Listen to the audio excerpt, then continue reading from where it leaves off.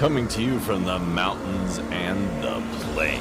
The only conservative voices brave enough to push back. This is the Conservative Daily Podcast with Joe Otto. That's what the Second Amendment was designed to do. If you're going to do something to nullify or take away my rights under the Constitution, come get it.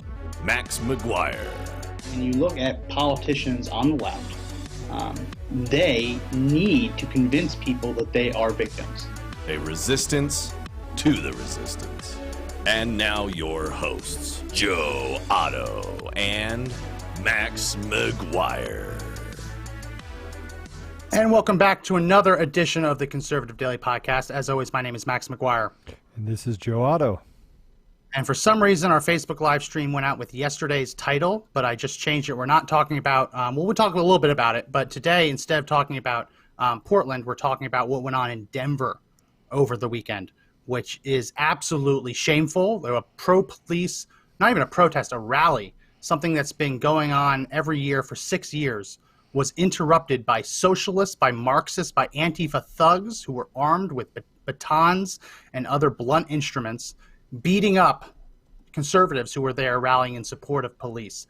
We're going to get to that in a second, but before we do, we have to play this, because this happened. If you've been following on our social media pages, you saw what happened during the press conference this morning, but we have to play it here because it's so egregious that this woman has to be called out. This woman's name is Kimberly Halkett. She is a White House reporter for Al Jazeera. Shock. And during the press conference today with Kayleigh McEnany, I told you, foreign. You can hear interests. her. You can hear her say, call Kayleigh McEnany, warning, earmuffs if you don't like rough language. You can hear her say, "You lying bitch," to Kayleigh McEnany. Now, that's not a curse. That's a quote. This doesn't make the podcast explicit. We're just quoting what a White House correspondent said during a briefing. So I want to play that clip now. Let's play that clip. There are questions about mass mail-out voting, and I know you don't want to hear them, which is why you talk over me, but I encourage you to read the op-ed. Yes. On the China vaccine research, this yes. is very You've gotten important. 2 questions, which is more than some of your colleagues. Yes. Thank you, Kayleigh. Okay, you don't want to engage. In St. Louis, So I hear that, Right. and I hear, okay, you're a lying bitch. We're going to play it again in a second, but I want to play Kimberly Halkett's response. If we can throw up that tweet, that image of that tweet on the screen. She's saying, thanks for asking. There's a lot of misreporting about that briefing. The answer to your question is, I did not. What I said is, okay, you don't want to engage. I didn't hear that. Joe, did you hear that? No, it's as clear as day. Let's play it one more time. Okay. Play it one more time, Josh. Let's play it again. Now pay attention. Questions about mass mail-out voting, and I know you don't want to hear them, which is why you talk over me, but I encourage you to read the op-ed. Yes. on the China vaccine research, this Yes. is very You've gotten important. 2 questions, Russia which has is more than interfered- some of your colleagues. Yes. Thank you, Kayleigh. Okay, you don't want to engage. In St. Louis, the Yep. That's pretty I easy heard- to hear it. Yeah. I heard, okay, you're a lying bitch. Anyone who thinks that she said, okay, you're a lying bitch, hit the share button. If you think she said, okay, you don't want to engage, give us a thumbs up and like the video. Let us know. We'll use that to gauge. We'll use that to gauge which side people fall on. I heard, okay, you're a lying bitch. This is a White House correspondent. She represents Al Jazeera. She isn't there every day. She gets rotated in on a rotation schedule, and that's what I heard. Most people listening heard that. They didn't hear. First of all, she didn't say enough syllables for okay, you don't want to engage. Okay, you're a lying bitch. That's what I heard. So again, if you think that's what she said, share the video. If you think that she said, okay, you don't want to engage, give us a thumbs up and like the video. Well, I think Joe, did you hear any different? No, I didn't hear any different. But Max, I want to say, just share the video anyway, because you're having people actually not share the video. People need to share the video. Just share it. Come out, share it. That was more of a joke, but yeah. Yeah, but listen, we have to at some point address this lawlessness everywhere, this lack of ethical behavior, this lack of look. I'm telling you, the beatings are about to come. The beatings are about to come. We're at war right now. We're not to the point where we're thinking about war. We're at war with fascists. We're at war with Marxists. We're at war with socialists that don't represent us as a country. I mean, Max, I don't see it any other way. Do you? Do you see it any other way? We're already in war with them. I mean, they show up They hijacked Black Lives Matter. They hijacked it, the whole thing. Trained Marxists, right? Trained protesters, trained looters. That's what they are. And we sit back and watch it happen. Share, hit the share button. Here, I'm going to tell all you guys that are watching on multiple channels, hit the share button. See, it's just right next to the comment section.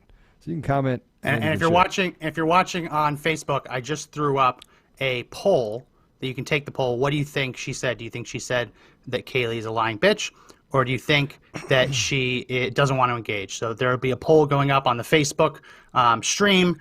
We'll check that out there, and we'll report the results towards the end of the show. Let's play it one more time for everyone just getting on, and then we're going to get into talking about the Denver rally. Let's play that clip from the press briefing one last time.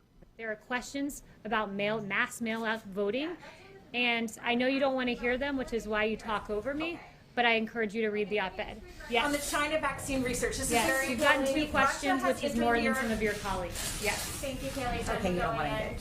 In St. Louis, Yeah, Wow. I don't hear, okay, you don't want to engage. I hear you're a lying bitch. I could understand why she would say that to try and get out of it, but I don't hear that. Either way, no matter what she said, it's disrespectful, right? To just try and talk They don't over care. I mean, the press secretary. these are a bunch of socialists. They don't care. And by the way, they work for a foreign. I told you before that what we're seeing in this country is not from here. It's being sponsored, paid for by foreign interest. It's not surprising that Al Jazeera is actually the one behind that she works for them. She's on their dole. She can act any way she wants because they don't care about the United States. They just want to disrupt and or destroy everything we stand for the last couple hundred years. We stand for strength, right? Now we have these clowns that come in, and especially what they did in Denver. Man, I was there, Max. I was there. Yeah, so tell us a bit about what you saw, because we've seen how the media reported it, and we're going to play a coverage from the CBS affiliate. Right. I know you sent in to our producer a couple videos that you took. Explain a little bit what you saw of how it went down, and then we'll play your video. So it was a peaceful rally, 6 years. Every year they do it in support of police. And what happened? Well, let's start with what didn't happen.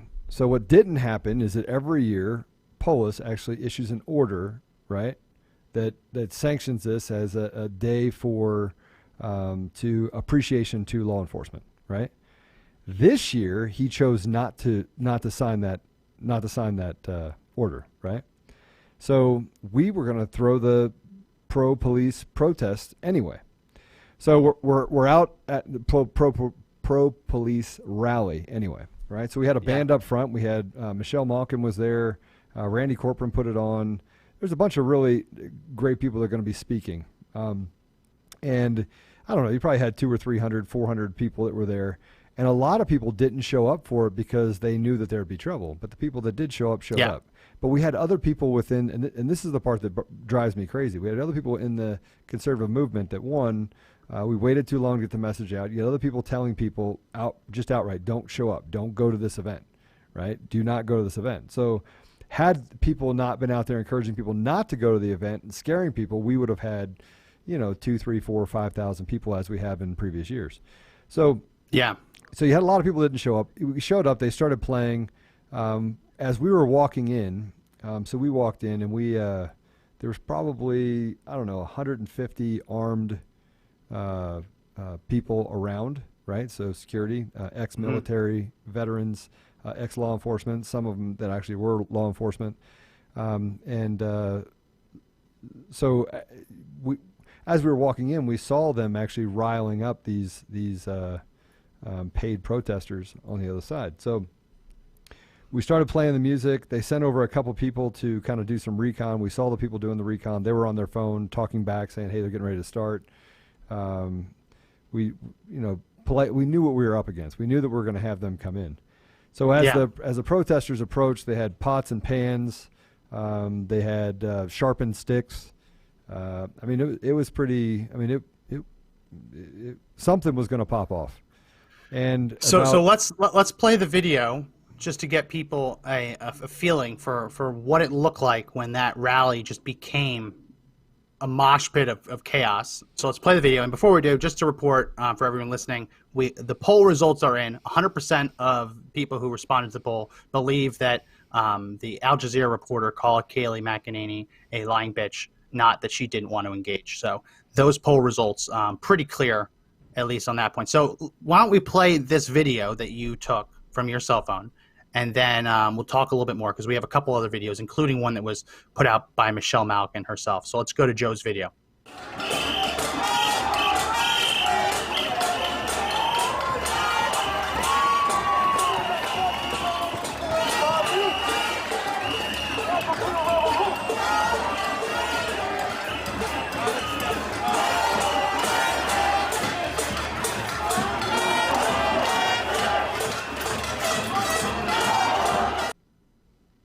So that is as obvious as it gets.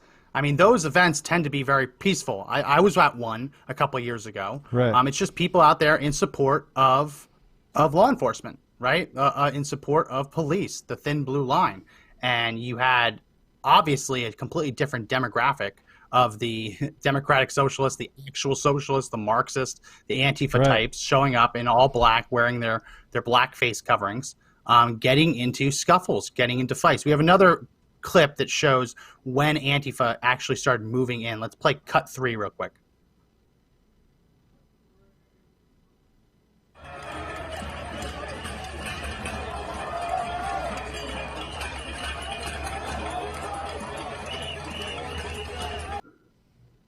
Yeah, so peaceful, so respectful. It really unbelievable. Yeah. And Joe, what were the police doing? Because this was obviously a police rally. I saw that there were some police there. Were they arresting people? Were they protecting the pro-police protesters? Just one person was arrested. So here's something to know, right? So the police, I actually had a conversation with several of them, and they go, look, we wanted to come in here and push them back. We wanted to come in here and keep them out, but we were actually told by the mayor to stand down. Right? They were told by the mayor that you have violent people coming in to go against non-violent people, and they were told by the mayor, who runs the police department, to stand down, right? Told. Incredible. Like the mayor came out and said, hey, listen, I know that these are peaceful protesters, but we're going to let these violent people come into the protest and just abuse Not them. even protesters, really. More just this was a rally. It's not a yearly protest. It's a yearly rally. It's a celebration of people coming out in support of law enforcement. Yeah, I don't want to push back, but there's a lot of people out there claiming that these were dueling demonstrations. Let's throw up that image from the local CBS affiliate image, the image of dueling demonstrations, just to show you how they were categorizing this. It's unbelievable. Josh, I sent that image into you. If you can throw that up. Yeah, violence breaks out as protests disrupt pro-police rally in Denver. And the lower third in the video, which we'll play in a little bit, it's called dueling demonstrations. Joe, do you think it's a dueling demonstration if one side has a permit and does it every year for 6 years and the other side just shows up to try and shut it down? Do you think those are dueling demonstrations? No, they're not. But I'm going to tell you something that happened. So when we were up on the stage, there was actually one of the protesters broke through one of the walls that we had. They had like 10 or 12 different, what are they called, Antifa freaks on the side, broke through, and I was actually guarding that side of the wall, right? And one of the guys came in and just started trying to destroy all the equipment, and then jumped on the back of one of the guys and took one of the guys down. So then I just nailed this guy, like literally. I mean, and look, I haven't gotten in a fist fight in a long time. In self-defense. In self-defense. Because you were in fear for your life or well-being because they were anarchists. They were trying to kill people and take people out. It's incredible. And I'm going to tell you, there was a guy that was hit with a pipe. There's a guy that was hit with a speaker. There's another guy that was hit with a longboard. We have a clip of that guy who was hit with a skateboard. Let's play it now. I was going to play it later, but this is how CBS, the local affiliate in Denver, how they described it. And I want you to pay close attention to the anchor, how she goes out of her way to describe it as two sides on equal footing. But then when they cut to the reporter, he's not mincing words. He's obviously explaining that one side was violent and one side wasn't. So let's play that clip. I believe that is cut 4. Yeah. Weekend of demonstrations in Denver, one for law enforcement appreciation, the other protesting police, all in the same place. Good evening, I'm Kathy Walsh. Thank you for joining us. It didn't take long for the two groups to clash, tensions boiling over after one group moved in on the other's designated area. Rick Salinger joins us live from Civic Center Park tonight. And Rick, you were out there this afternoon. Things escalated quickly. Let's pause this real quick. Kathy, Let's pause that real quick. Do you see how she went out of her way to say it's two groups, that the tensions boiled over? That's not what happened at all. There was no tension. There was absolutely no tension on our side. It started off with them singing, right? So they had a band actually playing up on stage, and they were singing. That was it. And then, we actually did the Pledge of Allegiance. That's what happened. Yeah. There's no tensions. The way they describe it is like there was one side permanent, another side permanent. They were shouting at each other, started moving towards each other. We see that at like Trump rallies and things like that. But this wasn't like that at all. This was one group had a permit to rally, and another group had no permit, were armed, Antifa, fascist, Marxist, you name it, right? How does anybody support them? And try and beat them up. How does anybody support a group of Marxists? Is that what you want in this country? Does everybody want that? So here's the thing. Yeah. We did not. Here's the thing we didn't do. We didn't prepare well enough, right? We didn't plan this out well enough. I'm going to tell you that every single day we've been having meetings. They've been having meetings collectively across the state on the next rally. We're going to have another rally in about 3 weeks, and we'll be prepared. And I hope they all show up. I hope Antifa shows up. I hope they do. So Sherry writes in, and one word, she writes in the Facebook comment section, terrorists. And she's absolutely right. Terrorism, it does not require a bomb. It does not require a gun. All terrorism is the use of force or the threat of force to achieve a political outcome, to terrorize a population into changing the way that they go about things politically. So yes, terrorism can be flying planes into a building to strike fear in the entire country. Terrorism is also showing up to a rally and beating people into submission so that they think twice about rallying in support of police. So Sherry, you're absolutely right. These people are terrorists. I want to finish that clip off to show the second half of that CBS spot. So, Mr. Producer, can we play the second half, or do we have to start over? Either way. It's a recipe for trouble. A long-planned pro-police demonstration, and those against the police vowing to bust it up. The anti-police protesters stormed into this pro-police rally, intent on disruption. As the protesters attempted to take over the stage, they were met with fierce resistance. The police backers weren't giving up their annual tribute without a fight. As a man on a motorcycle tried to leave, more fights broke out. Ron McLaughlin is the founder of this pro-police rally. Some guy hit me with, I thought a skateboard, maybe it was something else, across the face, and another guy came down on top of me with something. Police are known as the Thin Blue Line. Officers here attempted to create a thicker barrier between the opposing groups. It didn't always work out as hoped. We don't appreciate the police because they behave in a racist manner.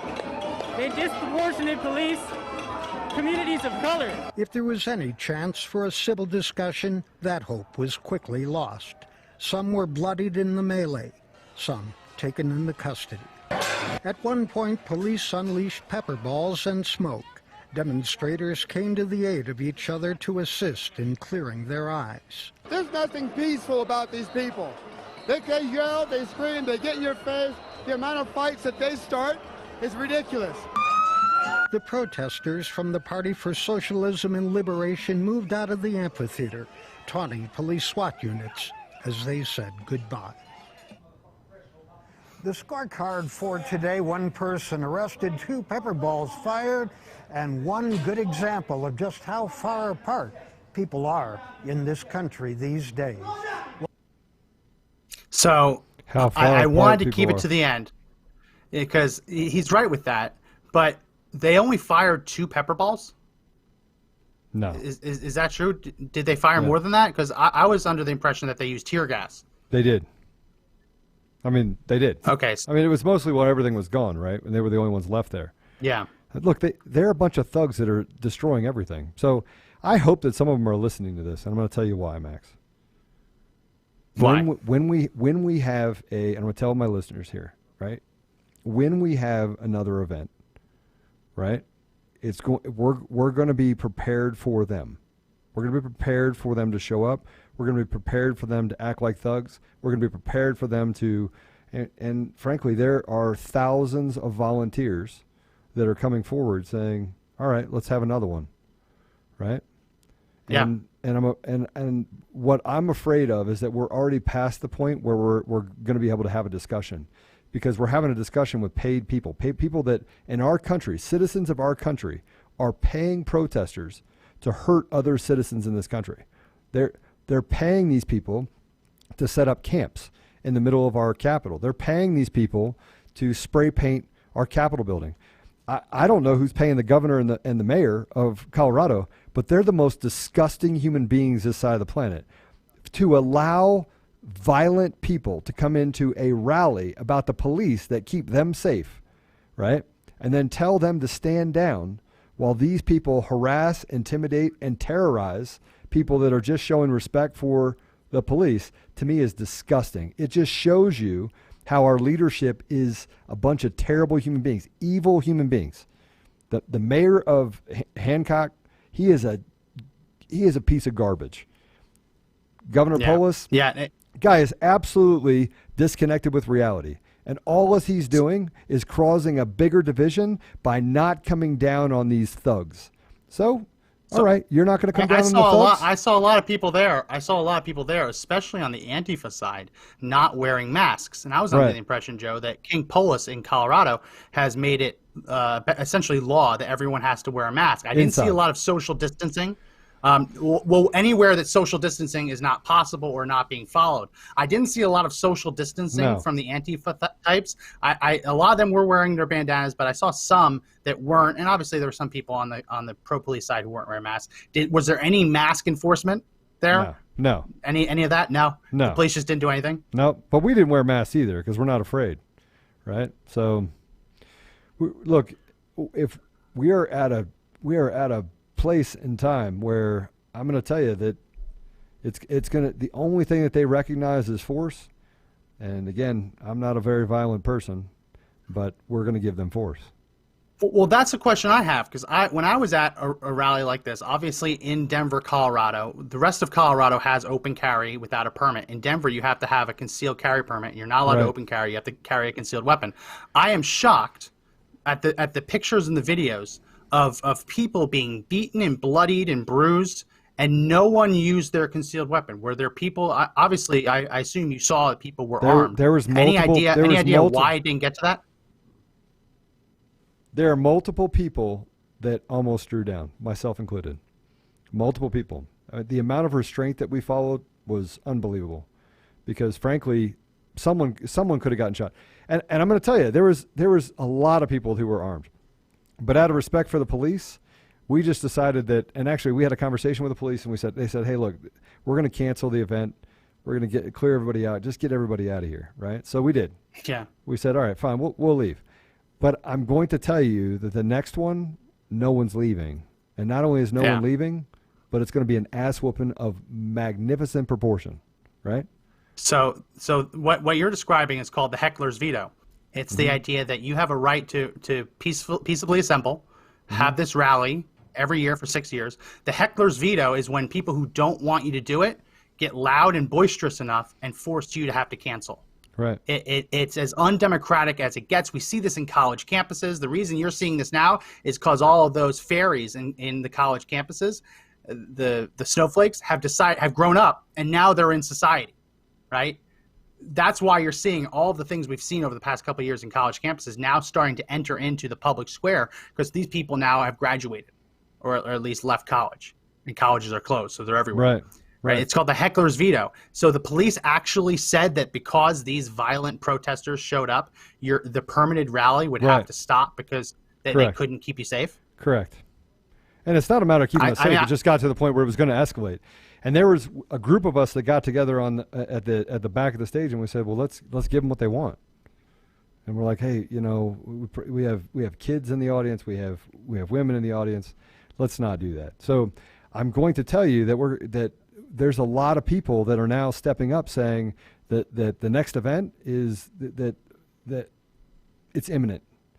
We're watching what's happening in Portland. We're watching what's happening in Chicago. We're watching what's happening in Colorado, right? Where these disgusting human beings that are actually being backed by disgusting leadership, like the governor, he should be ashamed of himself, right? I mean, he's not smart enough to be ashamed of himself, but he should be ashamed of himself. And then you have a mayor that hides, and here we are as people just trying to say, hey, listen, can't we have both? And here's a conversation I want to have with you, Max. Can't we have both? And I tried to have this conversation with one of the protesters, and one of those conversations went really well, and the other one didn't go well at all. I said, can't we have both? Can't we support our police, right, and our first responders? Can't we support them? And you're as critical as it gets against police officers when they're doing wrong things, right? When police officers do the wrong thing and hurt someone, you're one of the first conservative voices, 100%, who comes out against police brutality. The fact that you're there shows just how like peaceful this whole idea. It wasn't in support of police brutality. It was just support of law enforcement in general. Right. It wasn't trying to say that police are right to abuse people or to use excessive force. It's just that police keep us safe. We should support police officers. And you had this mob come in and just disrupt it all. I'm interested in what the police told you, because I lived in Colorado a couple of years ago.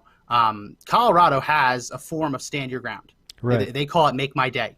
Right. And what that says, it's Colorado, I'll read it right here, Colorado Revised Statute 18-1-704.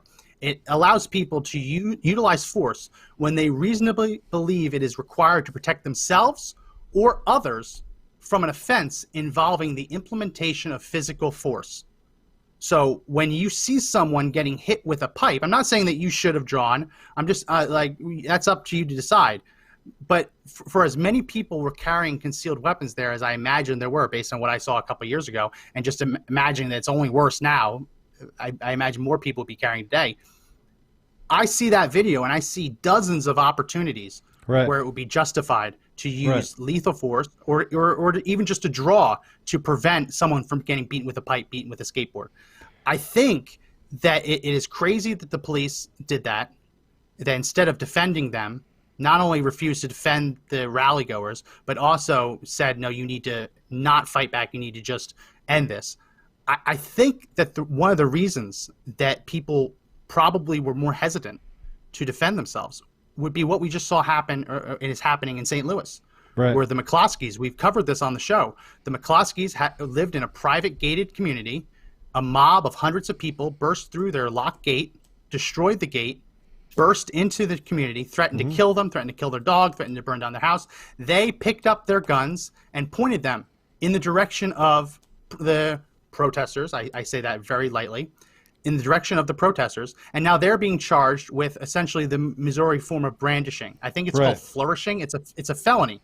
And the reason that they're being charged is because the local district attorney says that they pointed guns at nonviolent protesters, which is a lie. Because the fact that they burst into a private neighborhood, a gated community, and then threatened harm against them, Castle Doctrine comes into effect. They had every right to shoot them. And you had so somebody, you can't criminalize pointing the gun. Right. And you had somebody in there that actually, pulled the slide, right, to rack the mag or the chamber, right? And he reloaded a magazine, right, and said, I'm coming for you, or something to that effect. I mean, I'm paraphrasing, and yet. You heard the governor come out and you heard the district attorney come out, and they both came out and said, this is ridiculous. You have people that are actually been arrested. You got people that have actually, the attorney general. You got people that's actually been arrested for murder, and you're putting those off so that you can concentrate on this political game over here.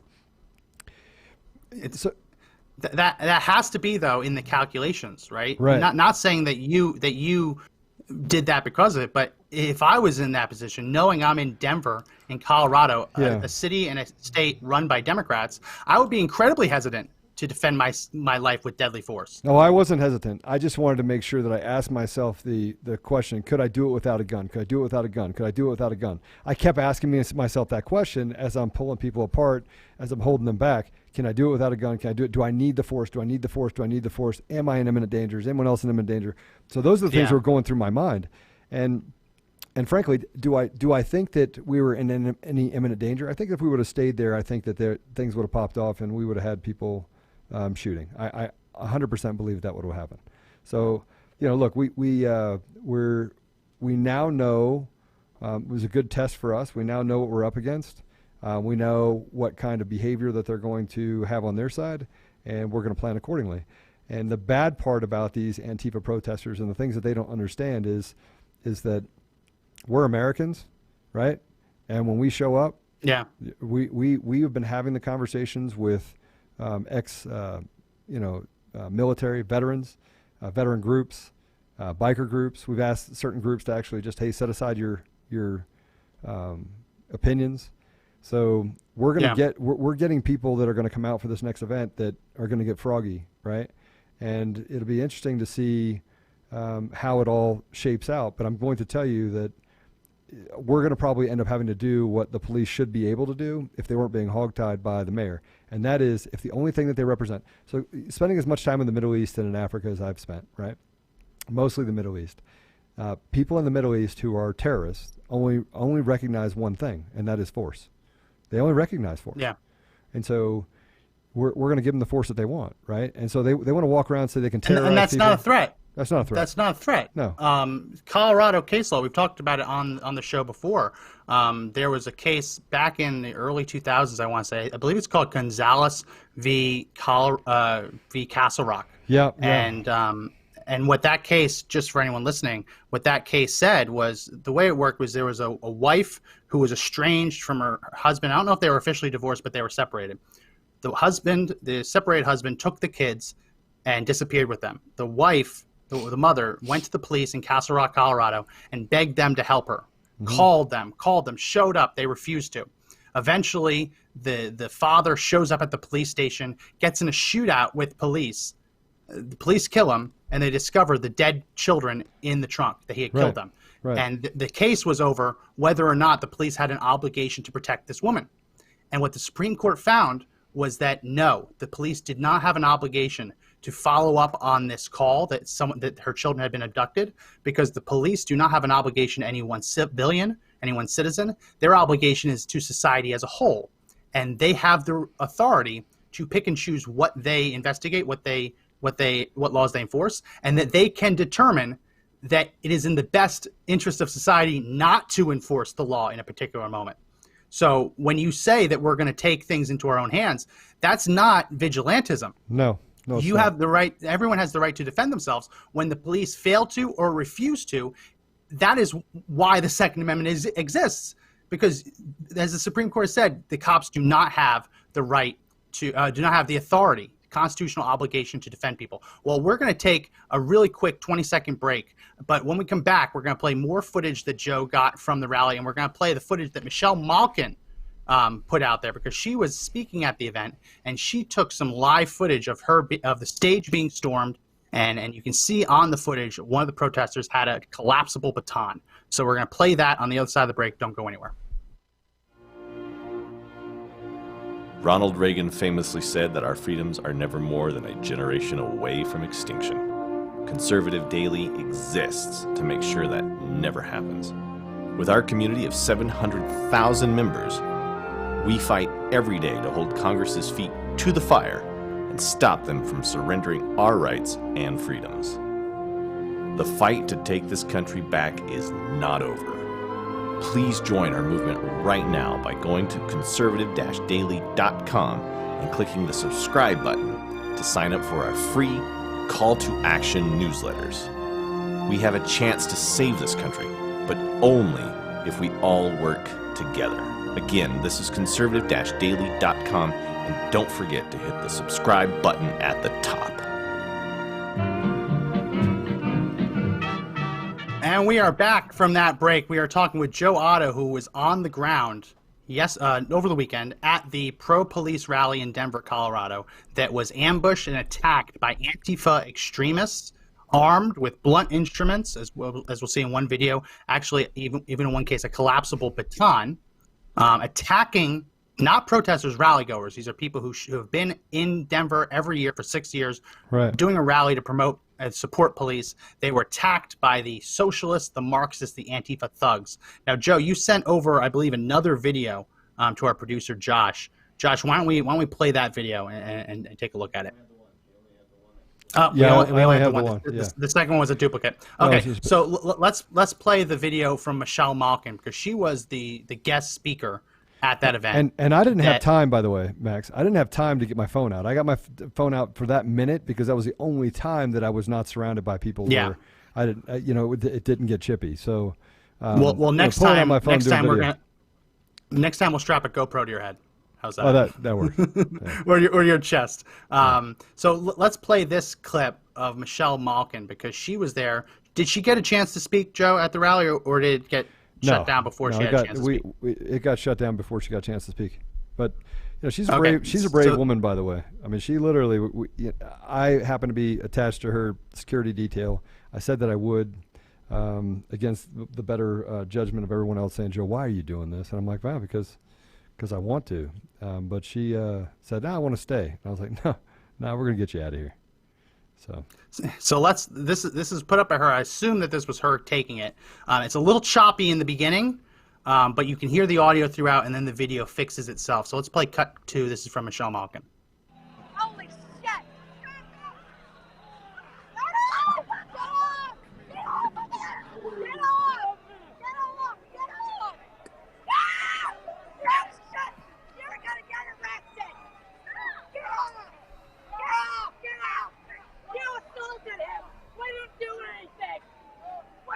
There's the baton. Yep. I'd have broken. If I was standing in front of her, I'd have taken that away from her and broken her down. I would have. I've never hit a woman, but I would have. So that's the video that Michelle Malkin shot. And to everyone listening on the audio who can't see it, the Antifa thugs stormed the stage, the area where she was, tried dragging them out. She fights back, and this one woman decides to reach in and grab a collapsible baton, a concealed weapon, and draws it and basically whoosh, and it opens it up, and it's holding it in a menacing manner. That is a crime. That is a felony. She was 100%. Carrying a concealed weapon, a club, without a license, without a permit in Colorado, and she actually drew it and brandished it after starting a fight. That is a felony. That is a felony in Colorado. We talk about what's happening to McCloskeys in Missouri. They were fully within their rights to hold guns in that manner. But here's this the woman difference. in that video was not. Here's the difference. We have Marxists and socialists and disgusting human beings. Worst human beings out there are in leadership, right? They got elected under the idea that they actually cared about people in Colorado. I mean, Governor Polis actually spent like $25 million of his own money to get elected. $25 million of his own money. And it's not because no one would give him money, so he had to spend his own money in the election actually to win, right? But we're not talking about people that are good people that got elected that are just making poor decisions in leadership. We're talking about some of the most disgusting human beings. Governor Polis is a disgusting human being. He's disgusting. Hancock, to put the police in a position where these thugs get to beat up on people, scream in their face, spit on them, and say, by the way, you need to stand down. That just shows you how cowardly and disgusting our leadership has become in Denver. Yeah. And if it's any indication of what's happening, what poor leadership happens, just drive through Denver. Just drive through Denver. $1 million it's going to take just to clean the graffiti off of the Capitol. $1 million. $1 million. Think about that. Yeah. Think about that. $1 million. If conservatives went to the Capitol building and caused even $100 of damage, they'd be arrested on the spot. Correct. Right? And it never happens because conservatives are respectful. Well, we're done being respectful, Max. So I was on a call yesterday, and they said, look, we had people that had admittedly said, look, I don't want to hurt somebody else in the community. And then one of them actually piped up, and I was on a call with a little under 500 people, and they said, well, then get off the call. I mean, if that's the way you feel, just get off the call. But there was probably 30 of those phone calls going on around Colorado yesterday. I don't know how big they were. They probably ranged in 50 to 500. But when we have this event, this future event, right, we're going to publicize it, and then I'm going to tell you what everyone else says. We hope they come. We hope they come. And watch what happens when Mayor Hancock and Governor Polis actually realize that they've gotten the factual data out there that says these guys are going to come prepared. Watch what happens. Watch the type of rhetoric that they put out there, right? It's not going to be, hey, listen, they came here. They came here looking for a fight. No, we're going to use history to tell us that we're going to protect it. And then watch ANTIFA say, yeah, I don't think it's a good idea for us to come. They're going to be a bunch of cowards.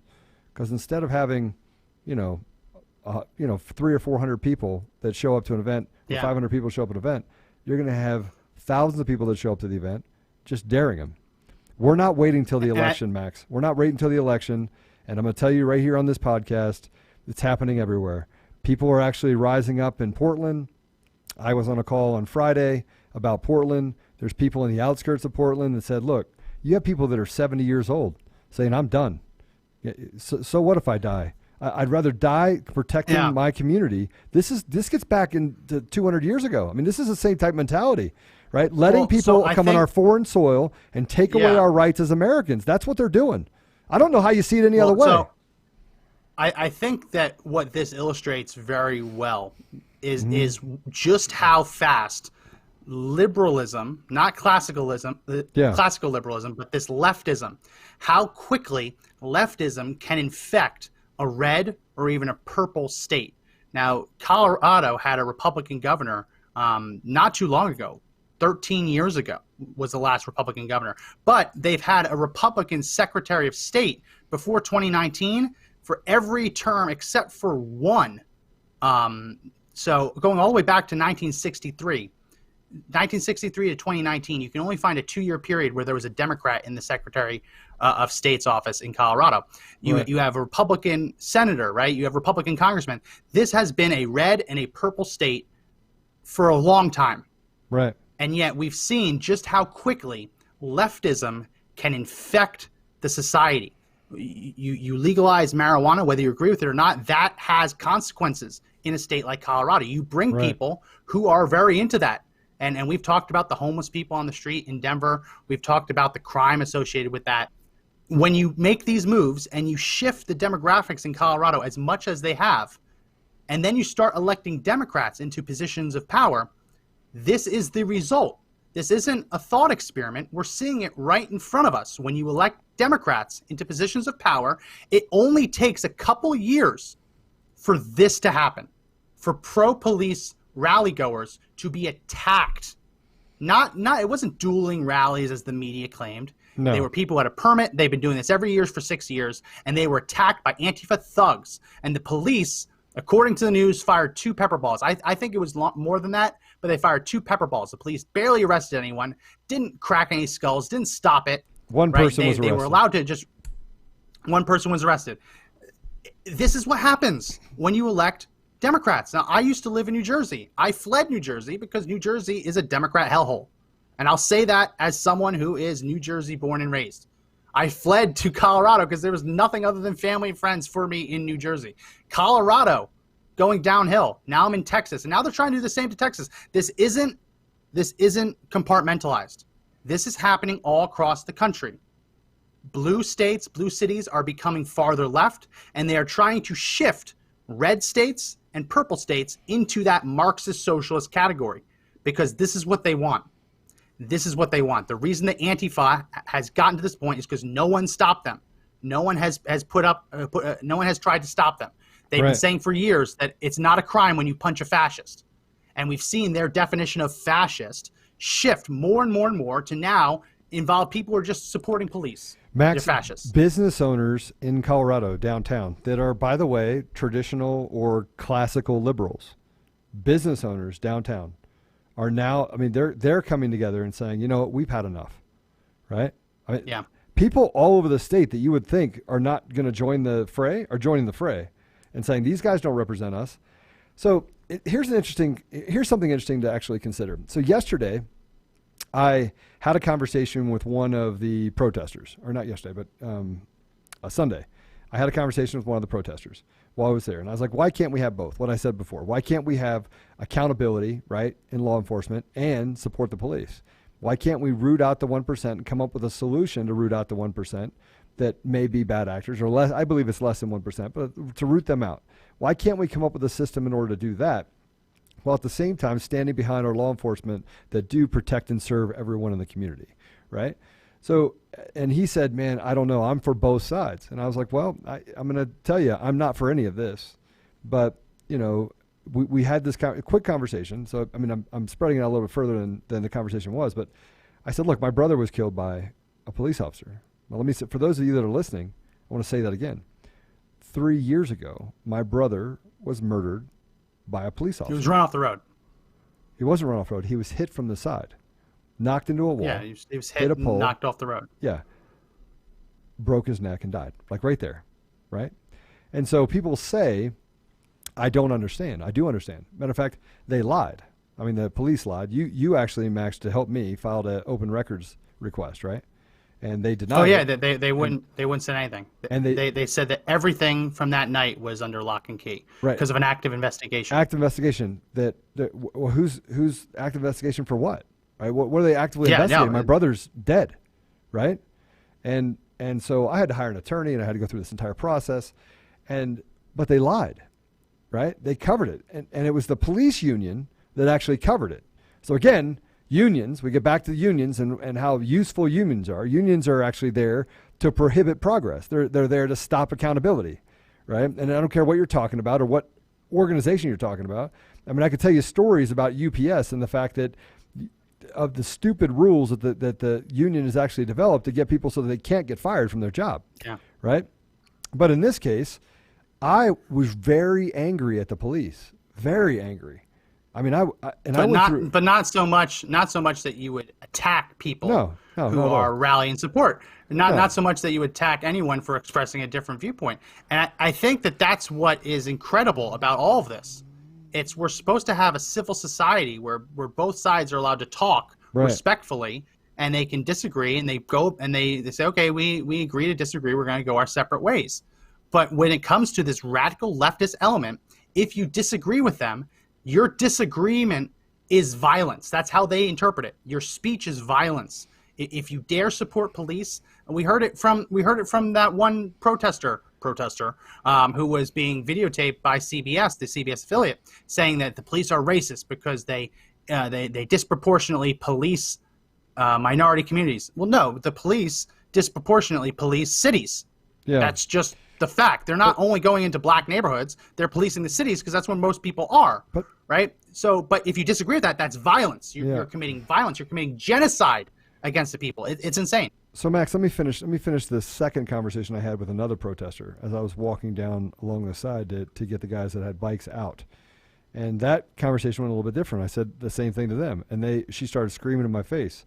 And I said to her, I was like, look. Did she have a mask on? No, she had no mask on. But there was two of them. Oh. And there was a guy and a girl next to me, and then he put his finger up, and I was like, put that finger up in my face one more time, I'm going to break it off. Right? And he put the finger down. I was like, good boy. And then the woman sitting next to her, I go, let me ask you guys a question. For 1 second, they stopped screaming. I was like, can't we have both? Right? And there was they thought about it for a second, and then they started screaming again. We can't have both. F the police, right? I just started screaming back in my face. I was like, well, my brother was killed by a police officer. And she's like, you're a traitor. Yeah. You're on the wrong side. And I was like, and this is why we can't have a conversation. You're out here screaming. How many people have you lost? Right? I'm out here defending the police. Why? Because I believe in the 99%. I also believe in accountability for the 1%. Right? And if we can have both, if we can actually start looking at the problem and not the symptoms, we can get rid of this white noise and this chaos. But the problem is we can't have that conversation because this radical left, which has people like AOC and Feinstein and Nancy Pelosi and Governor Polis, he is a radical communist. That's what we have in office right now in the governorship in Colorado. But we can't have a conversation. There's literally a communist on the Denver City Council. And a self-proclaimed communist, right? Yeah, I think it's a woman, but yeah, she's a communist. You have Tay, whatever his name is, who's on the school board, self-proclaimed socialist and Marxist. I mean, you're surprised that we're actually getting to this place when people elect these people. I mean, that's what infuriates me, because we see around this country, they're like, oh no, I can't vote for Trump. He tweets. It's fine. Okay, you don't like his tweets, fine. You don't like his tweets, fine. But this is what happens when you vote for the other side. Not saying it's going to happen right away, right? It's not going to be like you flip a light switch. But in 1 year, in 2 years, in 3 years, 4 years, you keep going down this path, you will not be able to go outside and proclaim your support for police without being beaten in the head with a pipe. That is what happens when you elect these people. The Democrat Party of today is not your father or your grandfather's Democrat Party. It just isn't. It's not. If Bill Clinton ran, he would not win the primary. If Barack Obama tried to become president today, he would be declared too moderate for the Democrats. They would not accept him. It's a fact. Like you vote for this is what you get. So when you hear people who are telling you, oh, I can't vote for Trump. Why? Oh, he tweets. Oh, I don't like how he calls the media fake news. You're free to disagree with that. Fine. But on a policy perspective, we go down the list all the time on this show, talk about all the things that are at stake in this election. Even if you're not pro-life, even if you're not pro-gun, right? Even if you're not pro-business, even if you're not pro-lower taxes, right? Put all that aside. You should want your community, your neighborhood, to be safe. You should want the ability to go outside, express your support for police in a planned, permitted rally without having to worry about Marxists and socialists coming in and hitting people with batons and pipes and wood. You shouldn't have to worry about that. And you shouldn't have to worry about a mayor giving police a stand-down order, saying even if you see a crime committed in front of you, where it's obvious that someone hit someone or attacked someone without any provocation, don't do anything. Like, that is what happens when you elect these people. You're not going to get moderates. You're not going to get it. So this election in November is our last chance. I mean, 2016, you thought 2016 was our last chance? We are in a worse spot now than we ever were in 2016 because over the last 4 years, the left has become more radical and radical and radical. And if they gain ground in this election, if they gain the White House, they gain the Senate, they gain the House, supermajorities, God forbid, we will never come back. This will be the reality in every single major city. We can't afford it.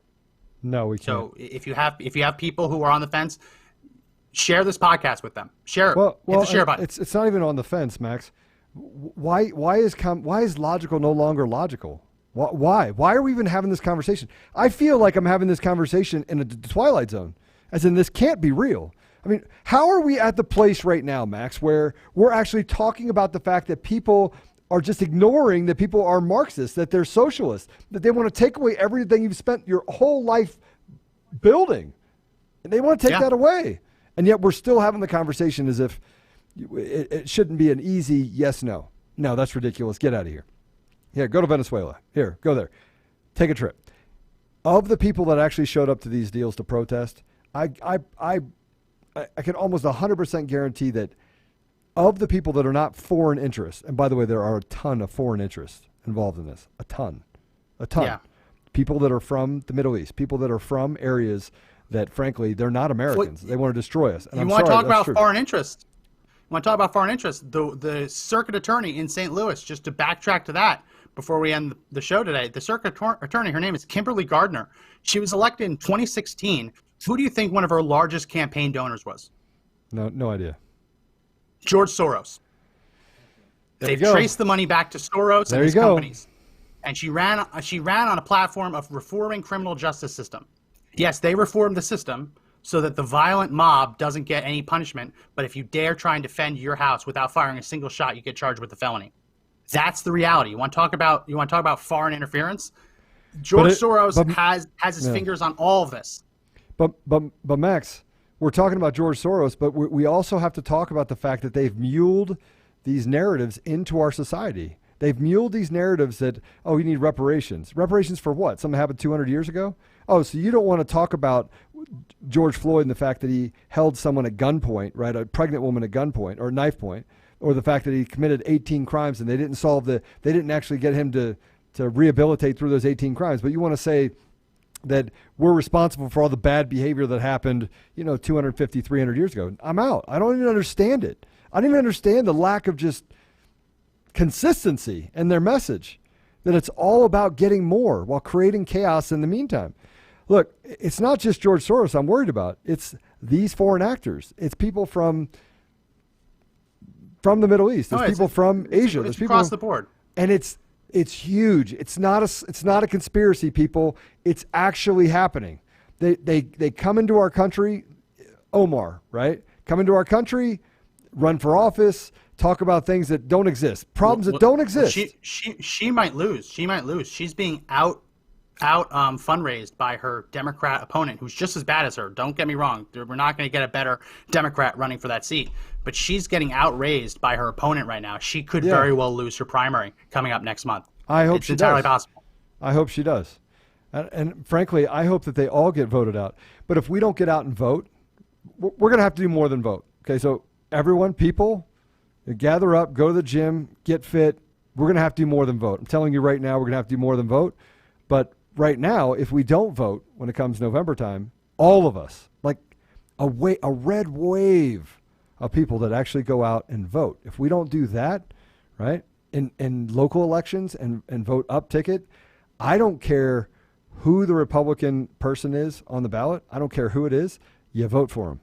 You just straight down ticket. And I've never said that. I've always said, hey, listen, let's be fair and let's look at who represents a community. But until we get to a point where we can trust who represents a community, we at least need to have a firm true north and get rid of this radicalism that has actually infected our country. And the only way to do that is, frankly, to get every Democrat out of office, because they're going to turn your neighborhood, they're going to turn your environment into a cesspool. And if you don't think that's true, look at what's happened in Denver in the last 4 years. Look at what's happened. Yeah. Usually it's a balance, right? So you have the House and the Senate in Colorado, and one of them is actually held by the Republicans, one's held by the Democrats. And so it really doesn't matter who's in the governor's seat. Now they have the Democrat Senate, House, and the governorship. They have passed some of the most radical things that this state has ever seen. And he's using his emergency powers to go crazy with the masks and with the COVID. No, it's insane. You vote for Democrats, this is what you get. And if you want to fight back, as I mentioned, share this video. Hit the share button. Don't only just share it to your page. Share it to a friend of yours or a family member who you know thinks that what's happening is normal, right? Share it with someone who tends to support Antifa. Show them this video so they can see how the Antifa thugs were bashing people's heads in. Max, go into our Facebook description, and in our Facebook description on our live streams on Facebook and on YouTube, we have links. Click the links. Join our Action Alert newsletter. Subscribe to the newsletter, and we have call to action alerts that go out to let you know when there are important things going on that need your help. Max, when the Republicans are caving or when the Democrats are trying to push things across the finish line that are absurd, right? Follow us on Parler, @Conservative Daily, all one word. Follow us, and we'll be happy to follow you back. We have a whole list of links in our descriptions on our live stream on Facebook and on YouTube. Click them, check them out, and join the community, because there's a lot of people watching today, probably watching for the first time. Check out those links and join the community, because we do a lot of good, but the only way we can do it is if we all work together. Go ahead, Joe. What's your final words? So Max, I want to just back up for a minute, just if I can say this, and that is we're also going on the local level. So we're actually going to start building out technology to allow us from the slowest common denominator from a town council member all the way up to the state level through the national level. Now, we've concentrated on the national for so long, right, for the last 11 years. So, but it's been, we just decided that they went the other direction. They started actually infecting our smaller communities and getting into these town council positions, these school board positions. And frankly, if you're a parent and you actually don't recognize that the education that they're getting today is nothing like the education you got when you were a kid, you're not wrong, right? But so we're going to be building out tools and technology that start to give us back the ability to have a voice. But more importantly, Max, there is the other part about making sure that we elect people from our community that don't band together and have some ideology. We have to root out that ideology. And we're not doing a very good job because we're not paying a lot of attention, because frankly, we're all working. We're all just trying to make ends meet while they don't work, get funded by the Soroses of the world and other bad actors, and put us in a disadvantage within our community. So I just want to say that we're working diligently day and night in order to build out those things. We are going to have, if you're in Colorado and you're listening, we are going to have another rally downtown. We're not going to just abandon the idea of it. And, we're not going to let Portland happen or Seattle happen in our state. And if you're in Portland and you're listening and you have people in your neighborhood that feel the same way, it only takes one person to make a difference. One person talks to 10 people, 10 people talk to 20 people, 20 people talk to 50 people.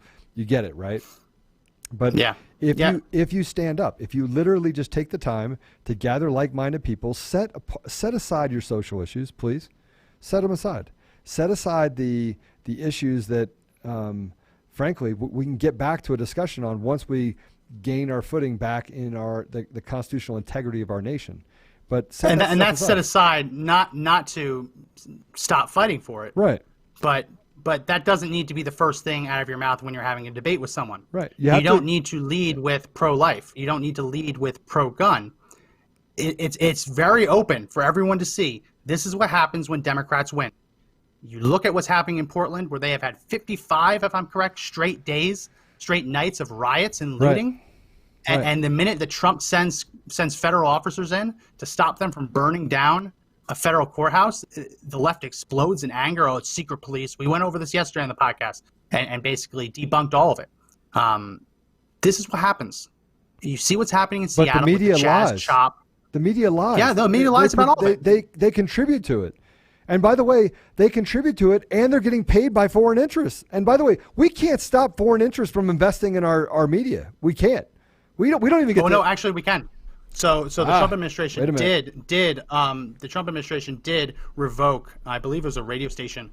It might have been in Arizona. It was in one of the border states. The Trump administration revoked their permit, their FCC permit. I might be getting it wrong, but there was a Chinese-owned radio station, TV station, one of those stations that did have their permits revoked because it was determined that they were propaganda. Right. So when it's obvious, they're definitely taking actions against it. The problem is it's so hard to stop a Soros from laundering money through companies to elect district attorneys. Right. It's very hard to do that. So the best way to do it is with your vote. Vote. Make sure you vote. Make sure you drag everyone to the polls. Everyone to the polls who's a conservative. If they're on the fence, if they're even starting to shift towards that never Trump nonsense, make sure they understand that we simply can't afford this at all. If you vote for Democrats, this is the reaction. This is the result. Democrats, I got to tell you that the pedophilia, the rapist, the closet racist. I mean, they're literally standing up, calling other people racist because they are the racist. They are the racist. They are the pedophiles. They are the rapists. So if you think that the Michael Pinkuses and the Weinsteins and the Epsteins and the Maxwells and the Clintons and I can go all the way down the line. If you think that those are anomalies, right? Those aren't anomalies. That is the standard for Democrats. That is the standard. They think pedophilia should be legalized. They think that human trafficking. Some do. Right. Some do. Very few will tell you to your face that they support human trafficking. But they absolutely support people who support human trafficking. 100%. Very few people 100%. will say they support rape or sexual assault, and yet they elect people like Bill Clinton, right? They vote for people like Hillary Clinton, who enabled her husband's victims. Right, but not enabled. She enabled her husband and basically denounced the victims. Yeah, we don't. That's all true, but we don't need to get into that because just like we say, don't lead with the social issues. You don't even need to lead with that. What's happening in our communities is unacceptable. People are being victimized. They're being beaten. They're being bloodied for no reason other than the fact that the other side disagrees with them. The people at that Denver rally were not violent. They were not angry. They were there for the sixth time, the sixth straight year, to support police. And they were beaten. They were bloodied. They were bruised. They had their event shut down for fear of their safety. Not because they did anything wrong, but because their speech is violence. That's what the left says. Their speech is violence, and their very existence in that amphitheater angered the leftists so much that they felt they had no choice but to attack them physically. Yep. So that is the issue. Right now, as of right now, that's the issue of this campaign. Not COVID, not any other issue. If you want the country to look like what we just showed on this podcast today, vote for Joe Biden. I mean, you won't really be voting for Joe Biden. You'll be voting for whoever his vice president is and whoever he puts in the cabinet, because the man doesn't know where he is on a given day. You're not actually voting for Joe Biden to do anything, right? But you are voting for this. If you vote for him or you don't vote for Trump, you are voting for this. Any final words, Joe, as we wrap this up? The stand is now, right? We're in a place in history that can be defined, and people 100 years from now will be thanking us for the sacrifice and the time that we put in today, right? So you have to stand up. You have to be the leader in your community. You have to get other people together. It cannot happen individually. It has to happen collectively. If we stand together, we cannot fall. Yeah. That's all I have. Yep, absolutely true. Well, that's going to be it for this edition of the podcast. As I mentioned, you can go through the live streams on YouTube and Facebook. We have a bunch of links for you to be able to join our movement, join our newsletter, get those call to action alerts. Make sure you subscribe to us on YouTube as well as on Facebook so you get alerts when we go live. We go live with these podcasts every weekday, Monday through Friday. So definitely check us out there. You can also find us if you have an iPhone and you want to listen to the podcast, just the audio version, you can find us on Apple Podcasts. If you have an Android phone, you can find us on the Google Play Store. You can also find us on the Podbean app as well as conservative-daily.com. So definitely check us out there. And as I mentioned, if you're on Parler, check us out at Conservative Daily, all one word. If you follow us, we'll be happy to follow you back. So again, my name is Max McGuire. And this is Joe Otto. And remember that the fight to take back this country isn't over, but the only way we win is if we all stand and fight together.